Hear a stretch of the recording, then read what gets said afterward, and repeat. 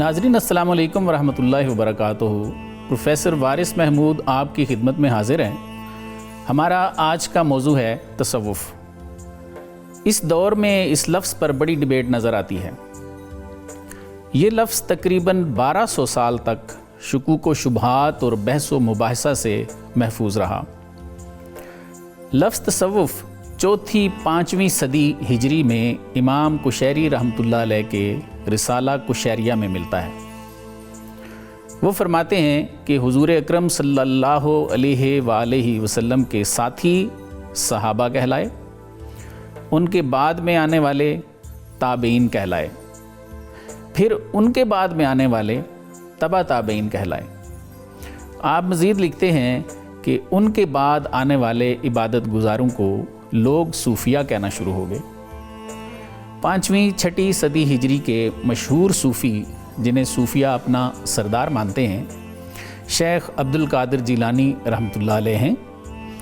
آپ تصوف کے بارے میں جو کچھ لکھتے ہیں اس سے ثابت ہوتا ہے کہ یہ لفظ تصوف ہے ہی نہیں، یہ تصوف ہے۔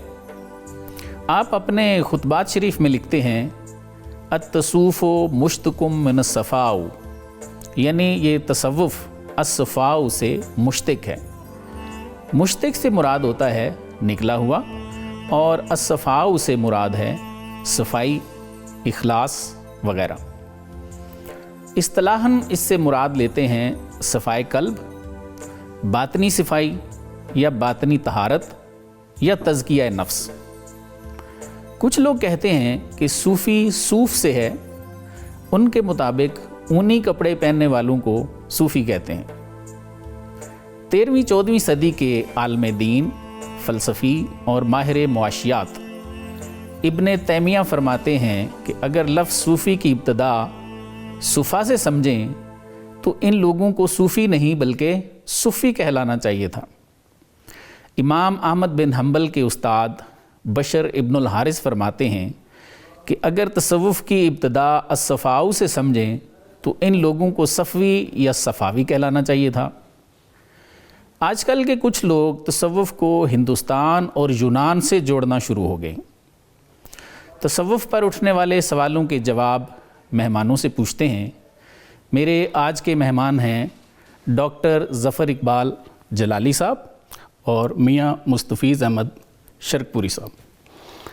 ڈاکٹر صاحب یہ بتائیے کہ آج کل کچھ لوگ کہتے ہیں کہ یہ تصوف یونان سے آیا ہے، کچھ کہتے ہیں ہندوستان سے آیا ہے، تو ہمارے ناظرین کو بتائیے کہ کیا ایسا ہی ہے؟ ایک تو جو ہے نا آپ کا بہت بہت شکریہ سر کہ آپ اتنے پاکیزہ اور اتنے بامقصد پروگرام میں سر مجھے حاضری اور شرکت کا موقع دیا۔ Welcome sir. اور باقی جو آپ کویسچن کر رہے ہیں یہ بڑا ضروری ہے جی جی، اس لحاظ سے کہ چونکہ معاشرے میں جہاں حقیقت ہوتی ہے اس کے ساتھ ساتھ جعل سازی بھی پائی جاتی ہے، بالکل ٹھیک جس کی وجہ سے بہت سارے لوگ جو ہیں وہ غلط فہمیوں کا شکار بھی ہوتے ہیں، سر، اور کچھ لوگ جو ہیں وہ ارادہ تن جو ہے وہ پروپیگنڈا بھی کر رہے ہوتے ہیں۔ بالکل ٹھیک۔ تو میں یہ سمجھتا ہوں کہ یہ بات کرنا تو اسلامی تعلیمات کے ساتھ یہ کھلا جو ہے مذاق بھی ہے اور انحراف بھی ہے۔ بالکل ٹھیک۔ اس لیے کہ صوفیزم جو ہے یہ تو قرآن و سنت کی ایک مستند تشریح کا نام ہے، واہ، قرآن و سنت کی مستند تعبیر کا نام ہے، سبحان اللہ، اور حقیقت میں دیکھا جائے تو روح دین اور روح اسلام کا نام ہے۔ سبحان اللہ۔ تو یہ اس حوالے سے یہ کہنا کہ یہ ہندوستان سے آیا تو پھر کیا قرآن مجید ہندوستان میں نازل ہوا ہے صحیح، یا پھر کوئی یونان میں نازل ہوا ہے؟ بالکل جب بچہ جانتا ہے کہ وہ تو حرمین شریفین کی مقدس سرزمین ہے،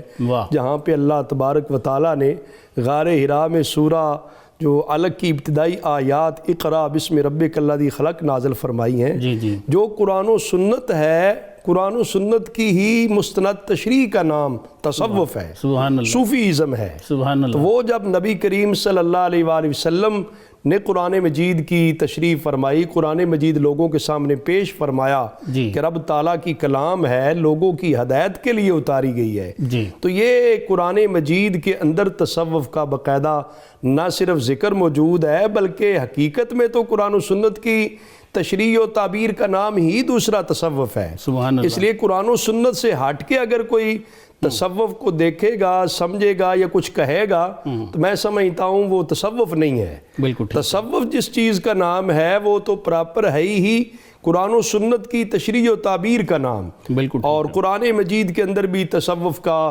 باضابطہ طور پر ذکر بھی موجود ہے. صحیح. اور نبی کریم صلی اللہ علیہ وسلم کی احادیث مبارکہ کے اندر بھی اس کا ذکر موجود ہے. اور پھر یہ تصوف تو ایک اسلامی تعلیمات ہیں. سر ہندوستان کے اندر جہاں پہ ہندوازم ہے یا یونان کے اندر، ان کا تو اللہ تعالیٰ کے ساتھ عبادت کا، بندگی کا، نہ نماز، نہ روزہ، نہ حج، نہ زکوٰۃ، کوئی ایسی چیز تو پائی نہیں جاتی، کوئی مماثلت بھی نہیں ہے. صحیح. کس بنیاد پہ لوگ یہ پروپیگنڈا کرتے ہیں؟ تو وہ ایسے ہی بات ہے کہ جھوٹ کو اتنا پھیلایا جائے کہ لوگ جو ہے وہ اس پہ سچ کا گمان کرنے لگ پڑے. بالکل. ورنہ تو ایسی کوئی چیز نہیں ہے. بالکل. صرف یہ بات ضرور ہے کہ صوفیاء کرام جو بر صغیر کے اندر دین اسلام کا نور آیا ہے، وہ صوفیاء کرام کی خدمات کی بدولت آیا ہے، ان کی کاوشوں اور کوششوں کے نتیجے میں آیا ہے. تو یہ اس وجہ سے وہ پھر اسلام کے جو محسنین ہیں یا اسلام کے مبلغین ہیں، ان کو ٹارچر کرنے کے لیے یا ٹارگٹ کرنے کے لیے وہ لوگ اس طرح کا جھوٹا پروپیگنڈا گھڑ لیتے ہیں. ورنہ اس کا حقیقت کے ساتھ کوئی دور دور تک کوئی تعلق ہی نہیں بنتا. یہ جو یونانی تھے، یہ تو ہم نے بھی ان کو پڑھا ہے اپنے سلیبس میں، یہ تو سورج چاند ستاروں کی بھی پوجا کرنے والے ہیں. تو ہمارے ہاں کون سا ایسا؟ حالانکہ اسلام کے اندر تو جو بر صغیر کے اندر جو مسلمان ہیں یا صوفیاء کرام ہیں، اولیاء کرام ہیں، ان کے اندر معاذ اللہ کوئی ایک بھی کوئی کہہ دے چاند سورج کی پوجا کرنے کی بات کو کرتا ہو، یہ کسی نے کی ہو، یہ کوئی بھی چیز ملے، یہ تو صوفیاء کرام تو خالص اللہ تعالیٰ کی توحید کا درس دیتے رہے. رب تعالیٰ کی توحید کی معرفت اور رب تعالیٰ کی توحید کا نور آگے تقسیم کرتے رہے ہیں. اور صوفی حقیقت میں ہوتا ہی وہ ہے جو قرب خداوندی اور تعلق باللہ اور مشاہدہ حق، یہ منازل اور یہ مراتب جو ہے وہ طے کرتا ہے اور لوگوں کو بھی اللہ تعالیٰ کا قرب بخشتا ہے. وہ صوفی بندہ ہوتا ہے. سر یہ کچھ لوگ ہندوستان کے ساتھ جوڑنا شروع ہو گئے ہیں اس دور میں آگے، یہ کیا ایک ان میں ایک منافرت ہے، خلاف بولنے کا ایک اناد ہے، دشمنی ہے ایسے لوگوں سے؟ ورنہ وہاں پہ تو سارے ان کے مندر ہیں، ان میں مورتیاں ہیں، بت رکھے ہیں، بالکل اس طرح کی چیز ہے. تو یہاں ہماری مسجدیں ہیں، ہماری مسجدیں ہیں، قرآن مجید کی تلاوت ہے، جو فریضہ نماز کی ادائیگی ہے. ہمارا تو باقاعدہ طور پہ یہ ہے نا کہ سجدہ رب تعالیٰ کے سوا کسی کے لیے جائز ہی نہیں ہے، روا ہی نہیں ہے. بالکل. اور وہ ہر ایک کو سجدہ کر رہے ہوتے ہیں، ہر ایک کو پوج رہے ہوتے ہیں. تو لہذا یہ تو بالکل ہی اس کے متضاد چیز ہو گئی. ان کا تو یہ بالکل اسلام کے ساتھ کوئی لینا دینا ہی نہیں ہے، کوئی مماثلت یا کوئی مشابہت ایسی ہے ہی نہیں ہے. یہ تو ماد ایک جھوٹا پروپیگنڈا ہے جو لوگ کرتے ہیں اور اس طرح کر لیتے ہیں. وہ ظاہر ہے یہ جھوٹے پروپیگنڈا کرنے والوں سے، ان کی عادات سے، اطوار سے ہی تو پتہ چلتا نا حقیقت موجود ہے. صحیح. تصوف کی یا دین اسلام کی جو حقیقت تھی اس کے موجود ہونے پہ یہ دلیل ہے کہ مخالف اور معترض جو ہے اس طرح کے اعتراضات کرتے ہیں. شیخ عبد القادر جیلانی قدس اللہ سر العزیز نے اپنے خطبات شریف میں فرمایا کہ التصوف ہو، پہلے تو وہ لفظ بھی ہمارا درست کرنے والا ہے. التصوف عربی زبان میں کہتے ہیں التصوف مشتق من الصفا. یہ تصوف جو ہے یہ تو مشتق ہے صفا سے، یہ بنا یعنی اس کا مادہ اشتقاق جو ہے یعنی جن حروف کو جوڑ کر یہ بنایا گیا ہے وہ تو صاد فا الف صفائی ہے. تو یہ تصوف تو ہے دل کی صفائی کا نام، دل کی طہارت اور تزکیہ نفس کا نام ہے، تطہیر قلوب کا نام ہے، جو کہ عین قرآن مجید ہے. قرآن مجید کے اندر باقاعدہ طور پہ نبی کریم صلی اللہ علیہ وسلم کی بعثت کا جو اولین مقصد بیان کیا گیا ہے وہ یعلمہم الکتاب والحکمہ ویزکیہم. اگر صرف کتاب و سنت کی تعلیم کافی ہوتی یا اس کے اندر تزکیے کی ضرورت نہ ہوتی تو پھر تو میں سمجھتا ہوں یہ بیان ہی نہ کیا جاتا. بعثت مصطفیٰ، بعثت رسالت مآب صلی اللہ علیہ وسلم کا اولین مقصد جو ٹھہرا وہ کتاب و حکمت کی تعلیم بھی اور پھر تزکیہ نفس کرنا بھی. نبی کریم صلی اللہ علیہ وسلم اپنی نگاہ نبوت سے دلوں کو منور اور روشن کرتے. جن خوش نصیب لوگوں کو صحبت مصطفیٰ صلی اللہ علیہ وسلم میسر آئی ان سے اعلیٰ نفوس کوئی نہیں ہوئے، ان سے اعلیٰ قلوب کوئی نہیں ہوئے. رب تعالیٰ نے انہیں تقوی کے لحاظ سے، اخلاص اخلاص کے لحاظ سے، طہارت اور پاکیزگی اور صفائی کے لحاظ سے اللہ تعالیٰ نے ان کے دلوں کو اتنا منور اور روشن کیا، جو صحبت مصطفیٰ اور نگاہ مصطفیٰ صلی اللہ علیہ وسلم کا فیض اور توجہ تھی، جس کی بدولت جو ہے ان کے دل منور اور روشن تھے۔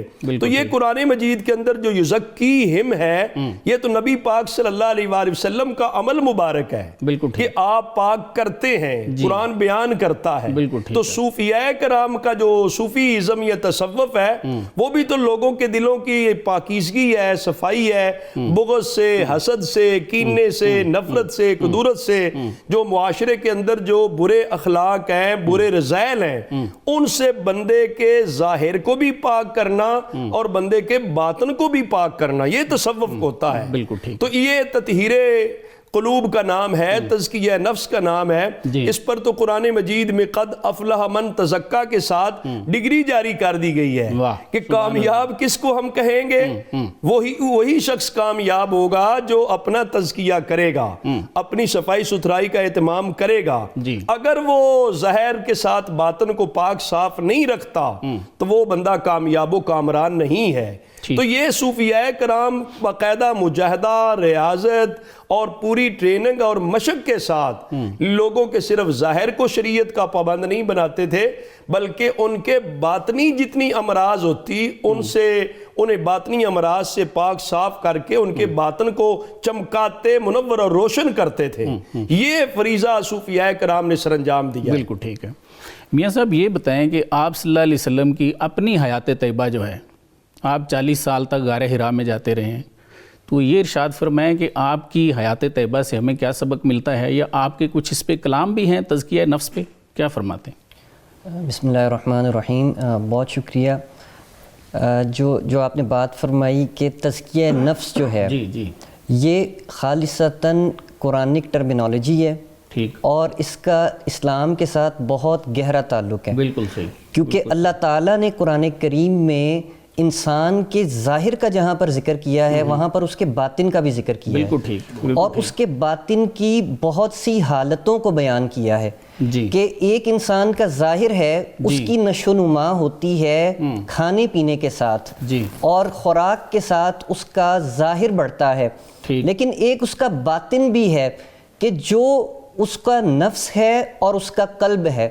اگر وہ اپنے نفس کو پاک کر لے گا اور نفس کو پاک کر کے اللہ کا قرب حاصل کر لے گا تو وہ اللہ کی بارگاہ میں کامیابی حاصل کر لے گا، اور اسی پاکیزگی کا دوسرا نام تصوف ہے۔ بالکل ٹھیک۔ اور نفس کی جو حالات بیان کیے گئے قرآن کریم کے اندر کہ ایک نفس امارہ ہے، کہ جب نفس امارہ ہوتا ہے انسان کا تو اس کے لیے گناہ بہت آسان ہوتے ہیں، برائی کا حکم کرتا ہے، برائی کا حکم بھی کرتا ہے، اور جس کا نفس امارہ ہو اس کو گناہ میں کوئی ملامت محسوس نہیں ہوتی۔ بالکل ٹھیک۔ اور ایک اور مقام پر اللہ تعالیٰ نے سورہ قیامہ میں فرمایا وَلَا أُقْسِمُ بِالنَّفْسِ اللَّوَّامَةِ، بالکل ٹھیک، کہ اللہ جو انسا ہے نفس لوامہ کی قسم کھاتا ہے، اس لیے کہ نفس لوامہ پر جب انسان آتا ہے تو اس کے عروج کی منازل کی ابتدا ہوتی ہے، کیونکہ جب نفس لوامہ بن جاتا ہے تو انسان جو ہے جب کوئی گناہ کرنے لگتا ہے تو اس کو وہ ملامت کرتا ہے کہ تم یہ گناہ نہ کرو، یہ بری چیز ہے،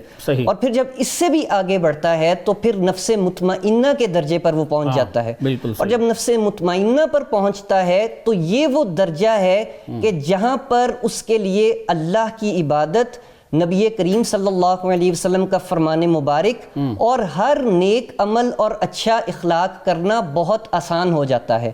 تو تصوف جو ہے وہ بنیادی طور پر انسان کو ان مراحل سے گزار کر نفس مطمئنہ کے درجے پر لے جانے کا نام ہے۔ اور پھر اللہ تعالیٰ نے فرمایا کہ الا بذکر اللہ تطمئن القلوب، کہ اگر آپ نے اپنا باطن، اپنا قلب پاک کرنا ہے، وہ کرنا کس طریقے سے ہے؟ تو اس کا ایک ہی طریقہ ہے، اور وہ طریقہ ہے کہ اللہ کا ذکر زیادہ سے زیادہ کیا جائے۔ اور نبی کریم صلی اللہ علیہ وسلم آپ کی حیات مبارکہ جو آپ نے سوال بھی پوچھا کہ اگر تو صرف اور صرف قرآن کافی ہوتا تو قرآن کو نازل کر دیا جاتا، ہر بندہ اس کو پڑھ کر اسی طرح سے منازل طے کرتا جاتا، لیکن اللہ تعالیٰ نے فرمایا کہ نہیں، میرے نبی کا قرب اور ان کی صحبت ایک ایسی چیز ہے کہ جو تمہیں منازل طے کروائے گی، اللہ کے قریب لے کر جائے گی، اور جو جتنا نبی کریم صلی اللہ علیہ وسلم کے قریب ہوا، اللہ تعالیٰ نے اس قرب کی برکت سے اس کو اتنا ہی بڑا انعام عطا فرمایا۔ تو یہ نبی کریم صلی اللہ علیہ وسلم، اور آپ نے فرمایا، جیسا کہ آپ نے بھی اشارہ فرمایا کہ آپ نے حدیث مبارکہ میں فرمایا کہ انسان کا جسم جو ہے اس کے اندر ایک ٹکڑا ہے، گوشت کا ایک لوتھڑا ہے، اگر وہ پاک ہو جائے تو انسان کا سارا بدن پاک ہو جاتا ہے۔ اسی طرح ہی اس کا باطن بھی جو ہے، جو اس کا قلب ہے، اگر پاک ہو جائے، اللہ کے ذکر سے منور ہو جائے، تو اس کا باطن بھی اسی طریقے سے پاک ہو جایا کرتا ہے۔ تو تصوف جو ہے وہ خالصتاً اسلام کی ایک بنیادی اجزاء میں سے ایک جزو ہے، اور جو بھی شخص اسلام کی ابتدائی مراحل سے گزرتا ہے، جب وہ اللہ کا قرب حاصل کرنا چاہے، ویسے تو سب ہم مسلمان ہیں، قرآن کو مانتے ہیں، حدیث شریف کو مانتے ہیں، لیکن جب تصوف کے اندر انسان آتا ہے تو اس کا تعلق اللہ کے ساتھ صرف برائے نام نہیں رہتا، اس کے لیے عبادات کرنا کوئی بوجھ نہیں رہتا، بلکہ اس کا اللہ کے ساتھ ایسا تعلق قائم ہو جاتا ہے کہ اللہ کا ذکر کرنا اس کو دنیا اور اس میں موجود ہر چیز سے زیادہ اچھا لگنے لگ پڑتا ہے۔ اللہ کا حکم ماننا یہ اسے تمام چیزوں سے زیادہ محبوب ہو جاتا ہے۔ وہ اس بات کا انتظار کرتا ہے کہ کب نماز کا وقت ہو، میں اللہ کی بارگاہ میں سجدہ ریز ہو جاؤں، اس کے بعد اگلے وقت کا انتظار کرتا ہے، اس کے علاوہ وہ دوسری نفلی عبادات، اس کے دل کی تمنا ہوتی ہے کہ میں اللہ کے ذکر کسی طریقے سے بھی ہو، خواہ ذکر صرف یہ نہیں ہے کہ آپ زبان سے بولتے جائیں، بلکہ صوفیاء کا یہ طریق ہے کہ خدمت خلق بھی اللہ کا ایک قسم کا ذکر ہے، دوسروں کے ساتھ اچھا رویہ رکھنا، نبی کریم صلی اللہ علیہ وسلم کی سنت پر عمل کرنا، یہ تمام چیزیں جب اس کی زندگی کا حصہ بن جاتی ہیں تو پھر وہ جو ہے ایک پکا صوفی بن جاتا ہے۔ شرک پوری صاحب یہ فرمائیں کہ لوگ آفٹر آل کیوں جوڑتے ہیں ہندوستان کے ساتھ یا یونانیوں کے ساتھ، کہ اگر ہم اہل یونان کو دیکھیں تو وہ سورج چاند ستاروں کی پوجا کرنے والے لوگ ہیں، ابتدا ان کی جب آپ دیکھیں تو اگر ہندوستان کو دیکھیں تو یہاں پہ ان کے مندر ہیں، بت رکھے ہوئے انہوں نے، ٹھیک ہے، تو ہمارے ہاں تو کوئی ایسا مندر نہیں ہے، کوئی مورتی نہیں ہے، کوئی بت نہیں ہے، ہماری مسجدیں ہیں، ارکان اسلام پہ تمام لوگ جو ہیں وہ ظاہر متفق ہیں، تو لوگ ایسا کیوں کہنا شروع ہو گئے؟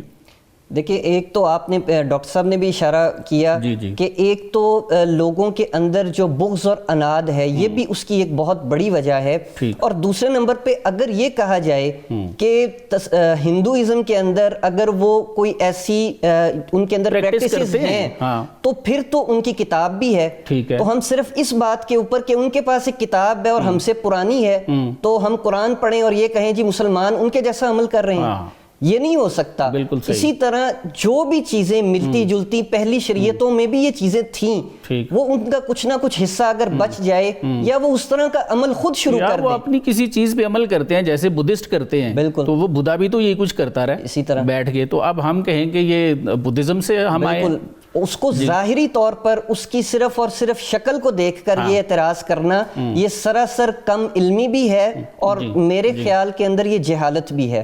تو ہمیں ان چیزوں کو چھوڑ کر صوفیاء کی بڑی خدمات کو دیکھنا چاہیے کہ نہ صرف بر صغیر کے اندر بلکہ پورے عالم اسلام کے اندر جتنی خدمات صوفیاء نے انجام دی ہیں کسی اور طبقے نے انجام نہیں دی ہیں۔ آپ صلی اللہ علیہ وسلم کی اگر اپنی مثال آپ لیں تو غار حرا میں آپ 40 سال تک رہے ہیں، اس پہ کچھ ارشاد فرمائیں، اس میں کیا حکمت تھی؟ بالکل، نبی کریم صلی اللہ علیہ وسلم آپ اعلان نبوت سے پہلے بھی تشریف لے کر جایا کرتے تھے اور کئی راتیں آپ اللہ کے ساتھ تعلق کو قائم کرتے تھے دنیا سے کٹ کے، تو یہ اس کے اندر یہی حکمت پوشیدہ تھی کہ جب آپ نے اپنے رب کے ساتھ تعلق قائم کرنا ہے تو آپ ساری جگہوں سے توجہ ہٹا کر فوکس صرف اپنے معبود کی طرف کر لیں، اور جب آپ اپنے معبود کی طرف تعلق قائم کر لیں گے، دنیا سے اپنا تعلق قطع کر لیں گے، تو اللہ تعالیٰ کے قرب کی وہ منازل اور وہ سکون آپ کو ملنا شروع ہو جائے گا۔ تو ہمارے جو صوفیاء ہیں وہ بھی جو نفس کشی کے لیے کچھ عرصہ خلوت کرتے ہیں تو یہ آپ صلی اللہ علیہ وسلم کی سنت مبارکہ بالکل اسی طرح۔ جی ناظرین ایک بریک لیتے ہیں، بریک کے بعد دوبارہ حاضر ہوتے ہیں۔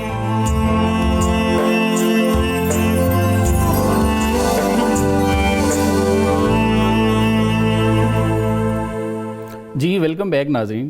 ڈاکٹر صاحب یہ بتائیے کہ لوگ یہ سوال پوچھتے ہیں کہ کیا صحابہ میں یہ نعمت تھی؟ صحابہ میں اولیاء موجود تھے؟ سر یہ تو عجیب سی بات ہے۔ ہاں، صحابہ کرام رضوان اللہ علیہ مجمعین کا جو مرتبہ اور مقام صحبت مصطفیٰ صلی اللہ علیہ وسلم کی بدولت ہے، سبحان اللہ، وہ تو تمام اولیاء کرام سے بھی بڑا رتبہ اور مقام ہے۔ اس میں کوئی شک نہیں۔ یعنی سارے جہان کے اولیاء کرام مل کر بھی جی ایک صحابی رسول کے مرتبے اور مقام کو نہیں پہنچ سکتے، بالکل ٹھیک، جنہیں صحبت مصطفیٰ صلی اللہ علیہ وسلم میسر سبحان ہے۔ اللہ۔ اب یہ بات ہے کہ کیا یہ صوفیاء کرام صحابہ کرام کو مطلب صحابہ کرام میں بھی کوئی صوفی تھا یا ان کو نہیں تھا؟ یہ سرکار کی روحانیت سے کوئی حصہ یہ ملا ہے؟ روحانیت تو انہیں تو براہ راست روحانیت نصیب تھی۔ واہ واہ، نبی کریم صلی اللہ علیہ وسلم کی صحبت میسر تھی۔ جی آقا حضور علیہ السلام کی نگاہ مبارک سے جو ان کے دلوں کو چمک اور ان کے دلوں کو نور اور روشنی نصیب ہوا، جی بعد والے لوگوں کے لیے تو مجاہد ریاضت اور کتنی عبادت بندگی کا ایک پریکٹس اور ایک عمل کے بعد جا کے اس مرتبے مقام کو آدمی پہنچتا ہے۔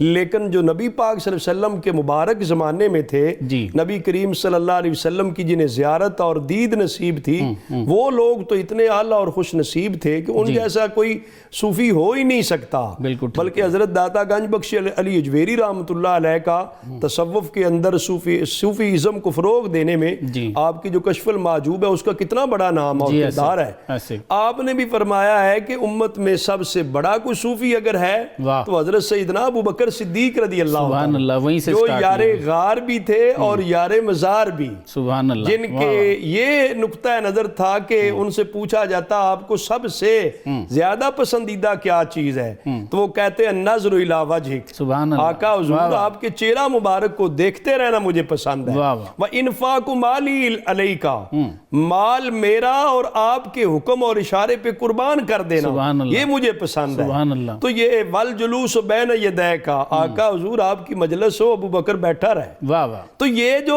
انہیں یہ چیزیں میسر تھی، انہیں یہ چیزیں نصیب تھی، اس سے تو وہ یہ ان کی طہارت قلبی یا تزکیہ نفس جو تھا وہ اتنے اعلیٰ معیار کا ہو گیا کہ بعد کے آنے والے صوفیاء کرام ان کے رتبے اور مقام کو نہیں پہنچ سکتے۔ صرف یہ ہے کہ یہ اصطلاحات بعد میں آئی، ٹرم بعد میں بنی ہیں ایز اے فن، تو اس وجہ سے پھر تصوف یا صوفیاء کا لفظ بعد میں اس طرح یوز ہوتا رہا، ورنہ جو اصل اور حقیقت ہے، وہ جو اصل حقیقت تزکیہ نفس یا طہارت قلبی ہے جو صحابہ کرام کو نصیب تھی، بعد والوں کو تو وہ نہیں نصیب ہو سکتی تھی۔ بہرحال باقاعدہ طور پہ جو آقا حضور علیہ السلام نے فرمایا کہ اللہ تعالیٰ نے میرے اوپر جو ڈالا ہے نا وہ میں نے ابو بکر کے سینے میں منتقل کر دیا۔ وہ کیا چیز تھی؟ نہیں اتارا اللہ نے کوئی علم جو کچھ اتارا ہے میں نے ابو بکر کے سینے میں انڈیل دیا ہے۔ وہ جو ابو بکر کے سینے میں انڈیل دیا گیا وہ رب تعالیٰ کی طرف سے نور تھا، وہ اخلاص کی نعمت تھی، وہ خلوص کی نعمت تھی، اور وہ نور ربی جو ہے نا اس کی بدولت ہی بندے کے لیے سارا جہان منور روشن ہو جاتا ہے۔ اور اسی طرح ہی حضرت سیدنا صدیق اکبر رضی اللہ تعالیٰ عنہ کے علاوہ باقی صحابہ کرام کی بھی زندگی دیکھی سیدنا علی رضی اللہ تعالیٰ عنہ کے بارے میں جو غدیر خم پہ فرمایا، حضرت مولا علی رضی اللہ تعالیٰ عنہ سید الاولیاء ہیں، اولیاء کے سردار ہیں۔ آقا حضور علیہ السلام نے ان کا ہاتھ مبارک پکڑ کر فرمایا من کنت مولا فہذا علی مولا۔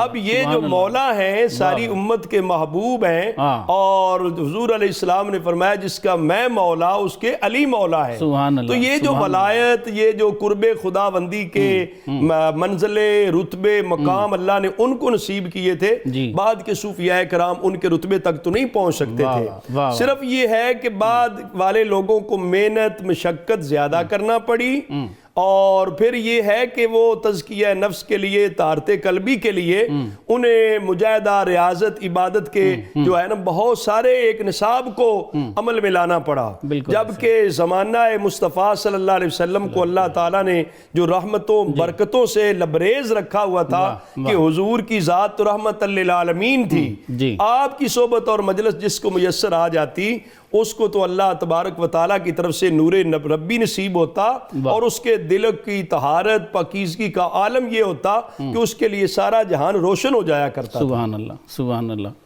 شرک پوری صاحب یہ فرمائیں، کیا یہ نعمت جو ہے وہ آپ صلی اللہ علیہ وسلم کی آل اولاد اور آپ کی امت میں جاری ہے؟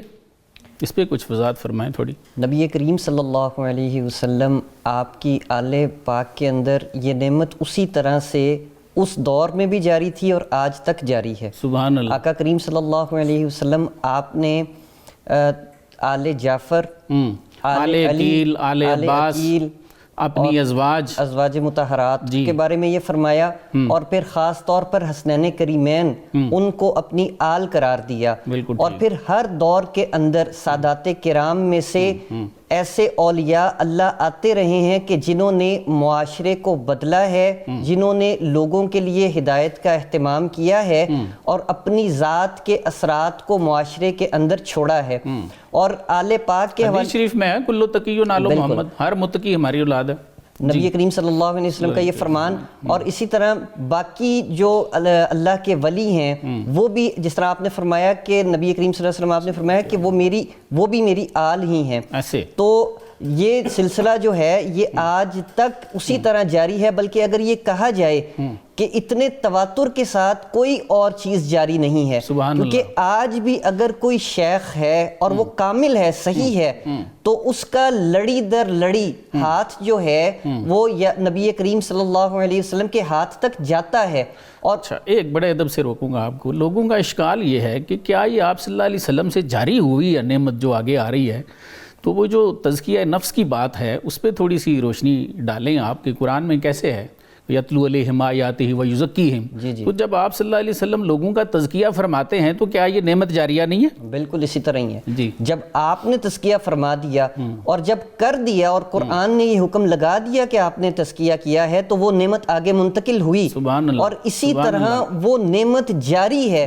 جس طرح آپ کا یہ معجزہ ہے کہ قرآن کریم آج تک موجود ہے، اسی طرح آپ سے نسبت رکھنے والے لڑی در لڑی جو اللہ کے ولی آتے رہے ہیں ان کو یہ نعمت حاصل رہی ہے، اور ان کے اندر اس نعمت کا سلسلہ آج تک موجود بھی ہے۔ بالکل ٹھیک، بالکل ٹھیک ہے جی۔ ناظرین ایک بریک لیتے ہیں، بریک کے بعد دوبارہ حاضر ہوتے ہیں۔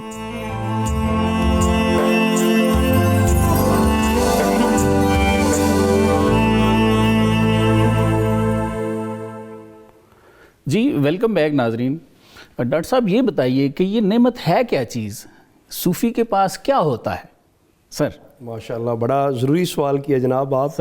صوفی کے پاس تو رب تعالیٰ کی دی ہوئی توفیق سے رب تعالیٰ کا نور ہوتا ہے۔ سبحان اللہ، سبحان اللہ۔ جو ایک ظاہری علم ہوتا ہے نا جی، ایک باطنی علم ہوتا ہے، جو باطنی علم ہے اس کو نور سے تعبیر کرتے ہیں، سبحان اللہ، جس کا قرآن مجید کے اندر بھی باضابطہ طور پہ ذکر آیا، افمن شرح اللہ صدرہ للاسلام فہو علی نور من ربہ۔ سبحان اللہ۔ اللہ تبارک و تعالیٰ جس کا سینہ اسلام کے لیے کھول دیتا ہے، شرح صدر فرما دیتا ہے، وہ اپنے رب کی طرف سے ایک نور پر ہے، صاحب نور ہوتا ہے۔ ہاں، وہ صاحب نور ہوتا ہے۔ تو یہ نور کی دولت اللہ تعالیٰ کی خاص عطا سے، رسول اکرم صلی اللہ علیہ وسلم کی خاص نظر عنایت سے جس خوش نصیب کو نصیب ہو جاتی ہے اس کا سینہ کھل جاتا ہے، شرح صدر ہو جاتا ہے۔ بڑے ادب سے اگر آپ کو ایک سیکنڈ کے لیے روکوں کہ اللہ تعالیٰ سورہ نام کی آیت نمبر 125 میں فرما رہے ہیں فَمَن يُرِدِ اللَّهُ، اللہ جسے چاہتے ہیں ان يهديه،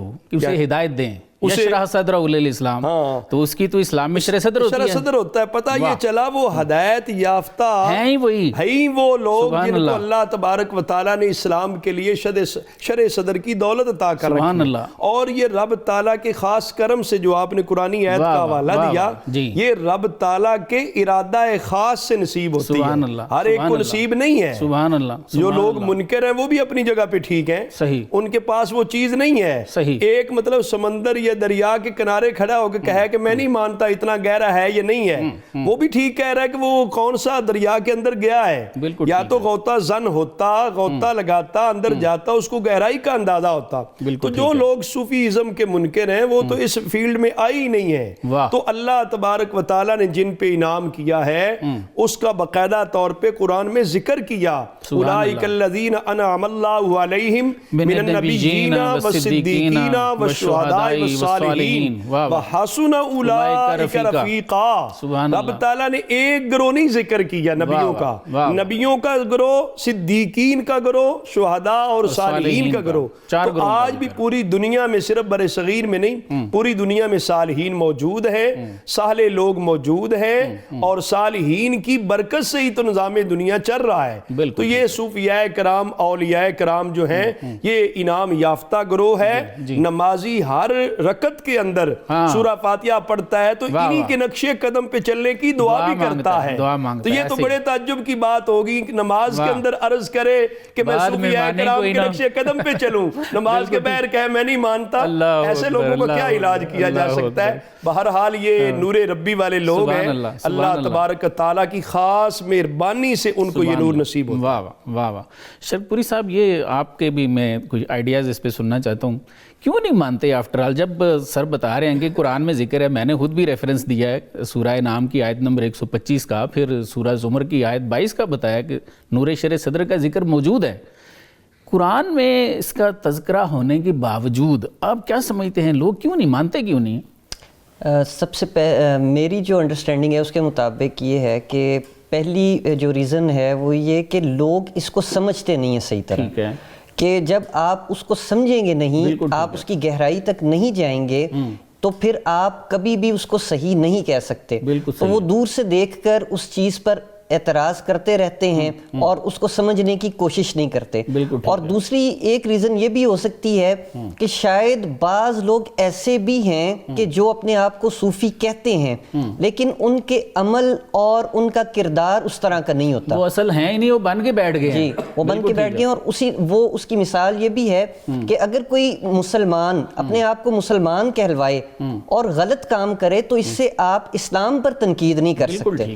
اسی طرح اگر کوئی اپنے آپ کو صوفی کہلوا رہا ہے اور اس کی پریکٹسز اچھی نہیں ہیں، اس کا عمل اچھا نہیں ہے، یا ذاتی مفادات کے لیے اس کو استعمال کر رہا ہے، تو آپ اس کی ذات کو تنقید کا نشانہ بنائیں، وہ آپ پورے تصوف کے نظام کو تنقید کا نشانہ نہ بنائیں، جس کی بنیاد ہی یہ ہے، بالکل ٹھیک، جس کی بنیاد ہی یہ ہے کہ اگر کوئی شخص عمل کرتا ہے تو پھر ہی وہ اپنے آپ کو صوفی کہلوا سکتا ہے۔ بالکل ٹھیک، بالکل ٹھیک ہے۔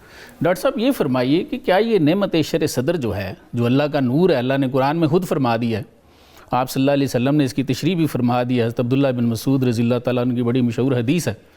تو صحابہ نے پوچھا یہ کیا ہے، تو آپ نے فرمایا یہ وہ نور ہے جو قلب میں ڈالا جاتا ہے اور قلب کھل جاتا ہے۔ پھر اس کی 3 نشانیاں بتائیں، جس کے ساتھ بندے کو زہد اور دنیا سے بے رغبتی ہوتی ہے، اور موت کو یاد کرتا ہے، تیاری اور فکر موت یہ نصیب ہو جاتا ہے۔ یہ فرمائیے کہ یہ نعمت کیا جس کو نصیب ہے وہ دوسرے کو دے سکتا ہے، منتقل کر سکتا ہے یہ فیض اپنا؟ اس پہ کچھ ارشاد فرمائیے۔ اس میں تو کوئی شک نہیں ہے کہ جس کے پاس جو بھی نعمت ہو، واہ، خواہ دنیا کی نعمت ہے، خواہ دین کی نعمت ہے، کوئی بھی نعمت جس کے پاس ہے وہ آگے منتقل تو کر سکتا ہے۔ سبحان اللہ۔ تو جس طرح باقی ساری نعمتیں جس کے پاس موجود ہیں، وہ اپنا ہنر دے سکتا ہے، سکل دے سکتا ہے، اپنی صلاحیت آگے منتقل کر سکتا ہے، سکھا سکتا ہے۔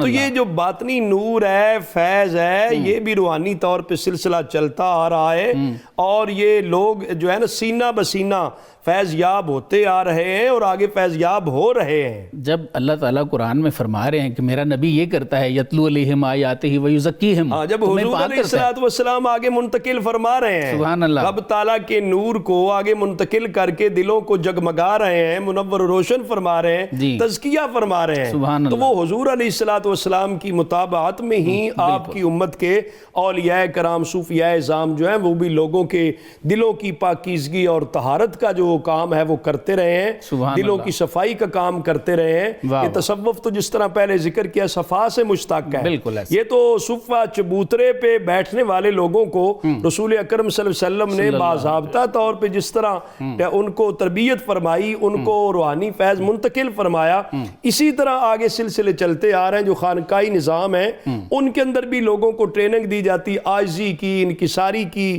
اور خوف خدا کی، دنیا سے بے رغبتی کی، زہد کی۔ یہ نبی کریم صلی اللہ علیہ وسلم نے حضرت عبداللہ بن عمر رضی اللہ عنہما کو باقاعدہ طور پہ آقا حضور نے کندھے پہ ہاتھ مبارک رکھ کے یہ منتقل کیا، فرمایا کن فی الدنیا کأنک غریب او عابر سبیل وعد نفسک من اہل القبور۔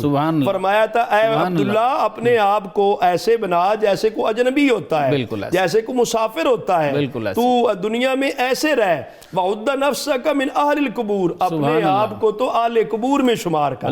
یعنی اتنی فکر آخرت کی آقا حضور علیہ السلام نے تلقین کی ہے۔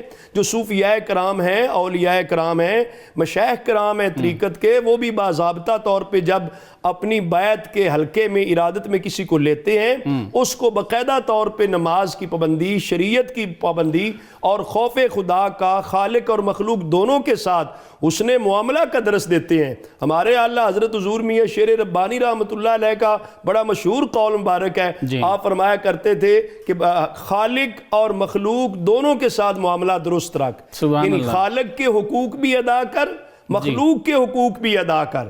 یہ اصل تصوف ہے جس کے تحت جو ہے نا باقاعدہ طور پہ لوگوں کو ٹریننگ دی گئی، تربیت دی گئی، ان کی صحبت سے وہ بھی مکمل ہو جاتے ہیں۔ جو مطابقت ہے وہ صرف یہ ہے کہ تصوف کلو ادب، تصوف جو ہے سارے کا سارا ادب کا نام ہے، اللہ تعالیٰ کا ادب ہے، اللہ کے نبیوں کا ادب ہے، اللہ کی کتابوں کا ادب ہے۔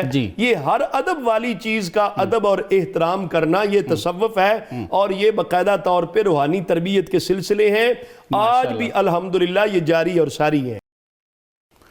جی ناظرین، آپ نے ہمارا آج کا پروگرام دیکھا۔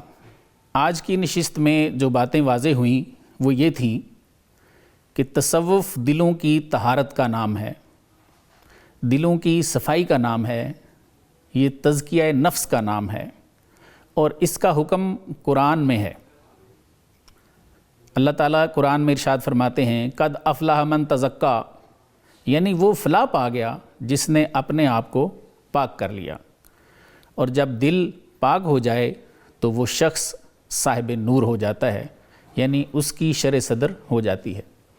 یہ قرآن میں سورہ انعام کی آیت نمبر 125 میں ہے کہ اللہ جس کو ہدایت دینا چاہتے ہیں اس کی شرح صدر فرماتے ہیں، اور پھر سورہ زمر کی آیت 22 ہمیں بتاتی ہے فَهُوَ عَلَىٰ نُورٍ مِّن رَبِّهِ، یعنی صاحب شرح صدر اللہ کی طرف سے صاحب نور ہو جاتا ہے۔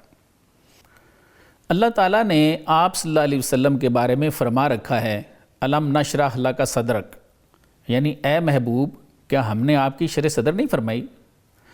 یہی نہیں بلکہ اللہ تعالیٰ نے تو آپ کو دوسروں کو پاک کرنے کا منصب بھی عطا کر رکھا ہے۔ وہ آپ ہی تو ہیں جو یتلو علیہم آیاتہ ویزکیہم کرتے ہیں، یعنی آپ آیتیں بھی پڑھتے ہیں، لوگوں کو پاک بھی کرتے ہیں۔ اس طرح یہ نعمت جسے نعمت تزکیہ نفس کہہ سکتے ہیں، یہ طہارت باطنی آپ صلی اللہ علیہ وسلم اپنی اولاد کو بھی عطا فرماتے رہے، صحابہ کو بھی عطا فرماتے رہے، اور امت کو بھی آپ نے یہ عطا فرمائی۔ باقی لوگ کیوں نہیں مانتے؟ تو اس کے بارے میں قرآن کہتا ہے وما یستوی الاعمی والبصیر، یعنی دیکھنے والے اور نہ دیکھنے والے برابر نہیں ہو سکتے۔